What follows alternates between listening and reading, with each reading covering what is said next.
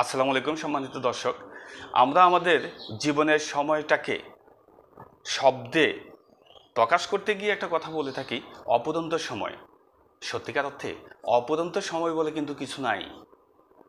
এইভাবে যদি একটু কল্পনা করি যে সুন্দর একটা বেলুন আছে আমার কাছে, যেটা আমার ঘরের দেওয়ালে আমি শোপিস হিসেবে রেখে দিয়েছি। খুব সুন্দর, দূর থেকে খুব সুন্দর লাগে।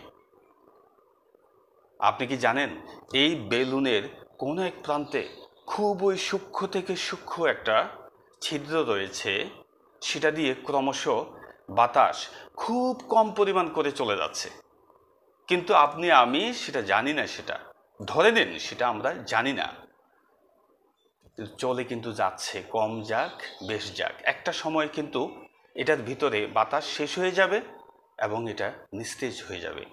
অনেকটা আমাদের জীবনটা এরকম শেষ হবেই। সুতরাং অপূরন্ত বলে কিছু নাই। এখন আসুন কিভাবে এই অল্প সময়টাকে আমরা যথার্থভাবে কাজে লাগাতে পারি। আমি এটাকে তিনটা ভাগে ভাগ করলাম। একটা হলো আমার এই জীবনটাকে আল্লাহ কিভাবে নির্দেশনা দিয়েছে তার কত পার্সেন্ট আমি মেনে চলতে পারতেছি, ওই পার্সেন্টেজটা যাতে বেশি হয়।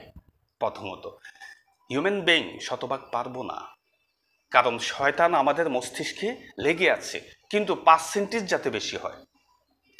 দ্বিতীয়ত, যে মিথ্যে কথা বলা টোটালি বাদ দিতে হবে জীবন থেকে। কিছু সাদা মিথ্যা আছে যেটা অন্যের উপকারে লাগে, এটা বাদ দিয়ে সব মিথ্যে কথা বাদ দিতে হবে। তৃতীয়ত, অন্যের হক পাই পাই করে বুঝিয়ে দিতে হবে। প্রথমে যেটা বললাম যে যে আল্লাহ কি নির্দেশনা দিয়েছে।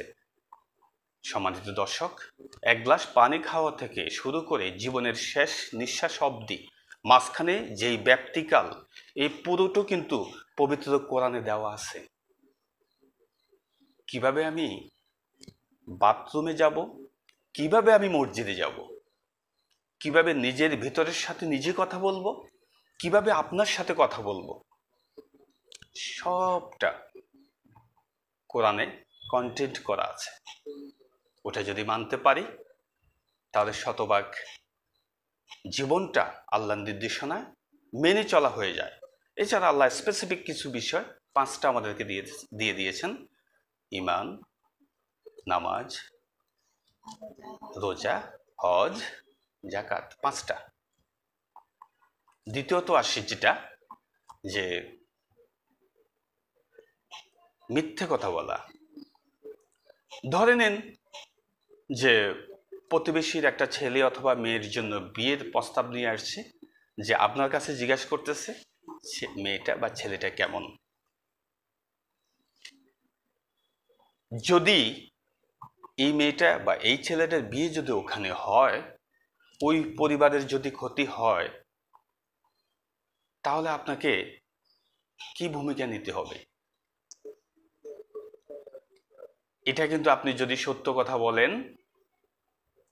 তাহলে দেখা যাবে এটা হবে এই প্রতিবেশীর সাথে আপনার সম্পর্ক নষ্ট হয়ে যাওয়া। আবার যদি একটু মিথ্যে বলেন তাহলে সম্বন্ধ হয়, তাহলে ওই পরিবারের সাথে আপনার সম্পর্ক নষ্ট হয়ে যাওয়া। এই যে মাঝখানে থেকে আপনাকে একটা প্যারালাল যুক্তি দাঁড় করিয়ে একটা আপনার সঠিক পথটা আপনাকে দাঁড় করাতে হবে। এখানে হয়তো আপনাকে কিছু সত্য মিথ্যের আশ্রয় নিতে হবে দুটো পরিবারের ভালোর জন্য। এছাড়া আপনার মিথ্যে বলাতে যদি একজনের উপকার হয়, যদি একজনের জীবন নাশ থেকে তাকে রক্ষা করা যায়, যদি আপনার মিথ্যে দ্বারা কোনো ব্যক্তির ক্ষতি তো হলোই না বরং উপকার হয়, এগুলাকে মন্দের ভালো বা সাদা মিথ্যে হিসেবে আমি এস্টাবলিশ করতেছি। এগুলা ছাড়া আর টোটাল জীবন থেকে মিথ্যে কথাটা বাদ দিতে হবে। আসলে এটা যদি বাদ দিতে পারি আমরা, আমি আমার কথা বলি তারপরে আপনার, আমি আমার কথা বলতেছি, এটা যদি বাদ দিতে পারতাম, যদি পারি, তাহলে জীবনটা সুন্দর হবে। 3 নম্বরে যেটা বলতে চাচ্ছি সেটা হলো অন্যের হক বুঝিয়ে দেওয়া। অন্যের হক বলতে আমার পাশে থেকে শুরু করে যতটা পর্যন্ত আমার সম্পর্ক যায়, আত্মীয় স্বজন পর্যন্ত সবার হক বুঝিয়ে দেওয়া।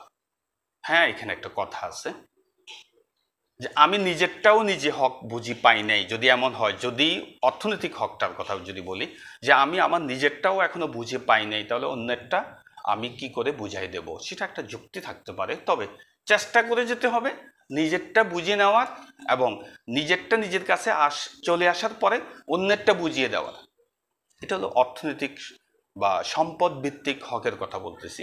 এছাড়া অন্যের সাথে ভালো ব্যবহার করা, সেটাও কিন্তু একটা হক, অন্তত সেটা তো দিতে হবে। অপ্রয়োজনে অন্যের সাথে আপনি মিসবিহেভ করবেন, কিংবা একটা সালাম বিনিময় থেকে আপনার যে সালাম আপনার প্রতিবেশীকে, আপনার কাছের মানুষকে, আপনার আত্মীয় স্বজনকে দেওয়ার নির্দেশনা আছে, সেটার হক থেকে আপনি অন্যকে বঞ্চিত করবেন, সেটা তো ঠিক নয়। এরকম আপনার ক্ষেত্রে যেরকম, আবার অন্যের জন্য আপনার ক্ষেত্রেও এরকম। আসলে সত্যি কথা, এটা আমার থেকে আমি শুরু করতে বলছি, তারপরে আপনি এই তিনটা বিষয়, ছোট ছোট তিনটা বিষয়, আবার এগুলো অনেক বড় বিষয়। এই তিনটা বিষয় যদি আমরা প্রপার ওয়েতে যদি মেনে চলতে পারি, তাহলে আমাদের জীবনটা কিন্তু এই অল্প সময়ে বেলুনে থাকা বাতাসের মতো জীবনটা যদি এভাবে কাটাতে পারি, তাহলে আমাদের জীবনটা খুব সুন্দর হয়ে উঠবে। সম্মানিত দর্শক, ভিডিওটা লম্বা হয়ে যাচ্ছে, আজ এ পর্যন্ত। আমার জন্য দোয়া করবেন। আসসালামু আলাইকুম।